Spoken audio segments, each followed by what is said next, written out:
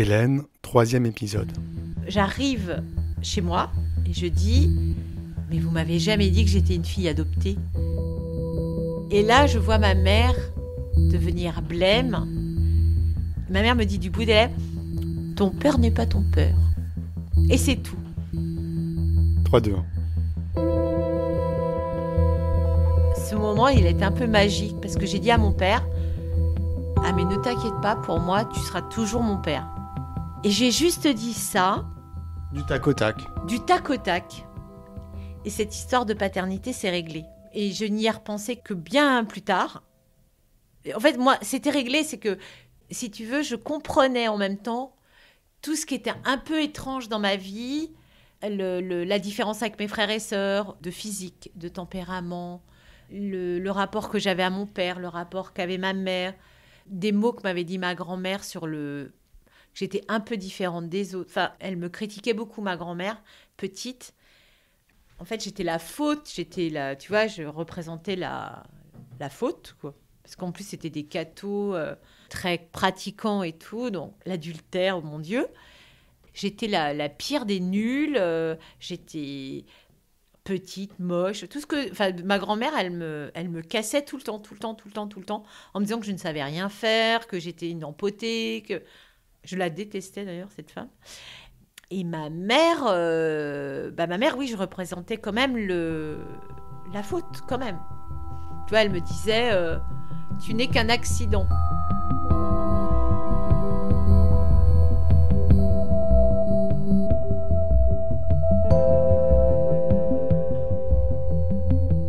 La première greffe, elle était en 87, donc j'avais pas 18 ans.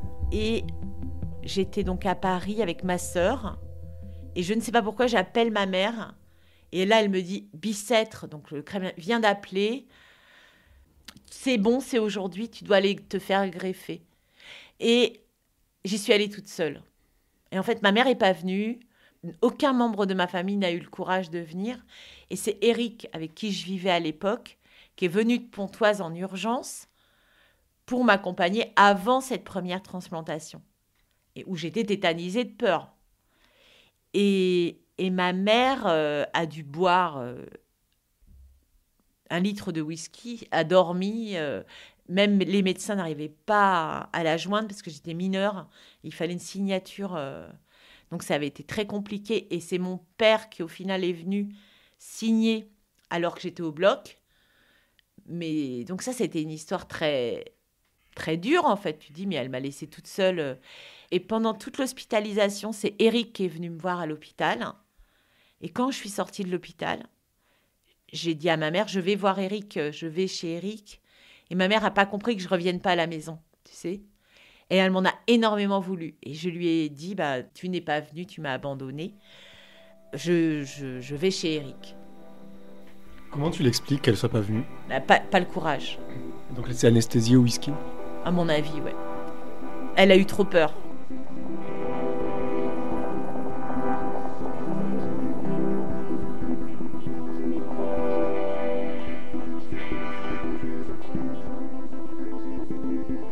Ma mère, en fait, on lui a diagnostiqué un cancer du foie, donc une cirrhose.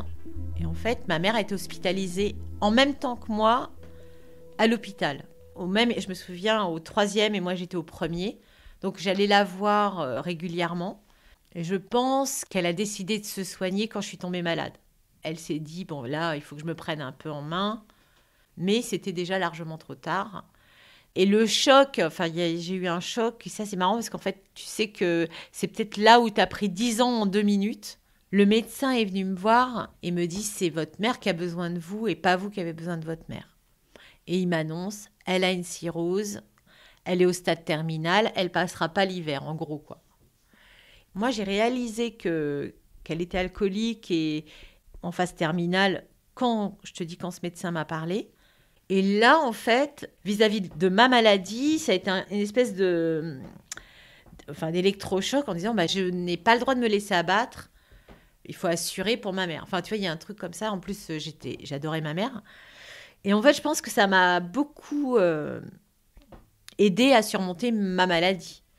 Parce qu'en fait, la priorité était plutôt la maladie de ma mère. Parce que je savais que ça allait pas durer, tout ça.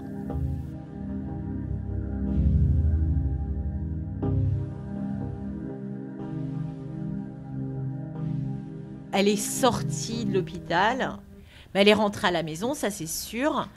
Et moi, je venais la voir tous les jours. Alors, je vivais avec Eric, mais je venais voir ma mère tous les jours. Donc, je déjeunais avec elle le midi, en fait. Et donc, maman marche avec une canne. Enfin, elle avait pris... elle est morte, elle avait 54 ans. Hein, donc, elle était plutôt jeune. Mais on avait l'impression d'une vieille dame. Mais bon, elle rigolait toujours. Enfin, je me souviens qu'on jouait à Louis XIV, enfin, avec sa canne. Je trouvais qu'elle faisait un peu, tu sais, le roi avec... Donc voilà, je me souviens qu'on se marrait. Je me moquais un peu d'elle. Elle me dit, non, c'est le bossu. Donc, elle imitait Jean Marais dans le film. Enfin bon. Donc voilà. Et en fait, moi, j'étais donc dialysée en juillet. Elle est morte en février. Moi, j'avais 17 ans, quelques mois. Et... donc moi, je vivais pas chez moi, mais je me souviens très bien, j'ai vu La vie est un long fleuve tranquille la veille, et je me souviens avoir beaucoup ri. Et quelque part, je savais que ma mère était malade, très malade, et le fait d'avoir rire, j'ai un peu culpabilisé. Enfin, ça m'a un peu marqué. Je me dis, il faut pas... Enfin, tu vois, mais ta mère va très mal, enfin, machin. Et j'ai eu une espèce de flash, alors, et j'ai compris qu'il se passait quelque chose de grave. Je sais pas, je l'ai senti, vraiment je l'ai senti. Mais j'ai appelé tout de suite mon père. Et là, mon père m'a dit, il faut t'asseoir, assieds-toi. Et en fait, ta mère est morte. Et j'ai été effondrée. Et je suis rentrée à la maison et mon père était aussi complètement hagard. Donc, je suis allée voir maman. Je me souviens qu'elle avait les bras autour de la tête, un peu comme une star au soleil. Je me souviens qu'elle avait une attitude pas du tout morte. On a l'impression qu'elle dormait. Elle était morte comme ça? Bah oui, alors elle était morte comme ça. Je pense qu'elle s'est suicidée, mais enfin qu'elle a accéléré le mouvement. Parce qu'en fait, elle m'avait... avant de mourir, la veille, elle m'avait dit des choses un peu fondamentales, enfin, je sais pas comment dire. Mais moi, tu vois, moi, je lui parlais de mon problème de maths, de mon devoir d'éco, et tu vois, enfin, je me préoccupais pas du tout de sa mort, mais rétrospectivement, je me suis dit, en fait, elle me disait tout. Et je suis repartie et je l'ai pas revue. Enfin, je l'ai revue morte, quoi.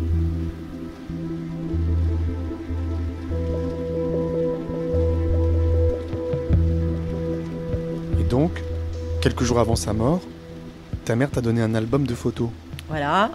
Elle était dans sa chambre, dans son lit. Qu'est-ce qu'elle t'a dit? Tiens, j'ai retrouvé ça. Donc c'est moi, bébé, avec ma mère à la maternité. Et j'ai dit, ah oui, tiens, c'est sympa. Et vraiment, je m'en suis pas plus préoccupée que ça. Tu l'as pas ouvert? Bah si, j'ai feuilleté rapidement les... Je me suis vue, moi, bébé...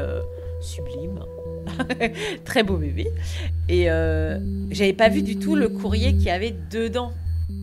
À suivre.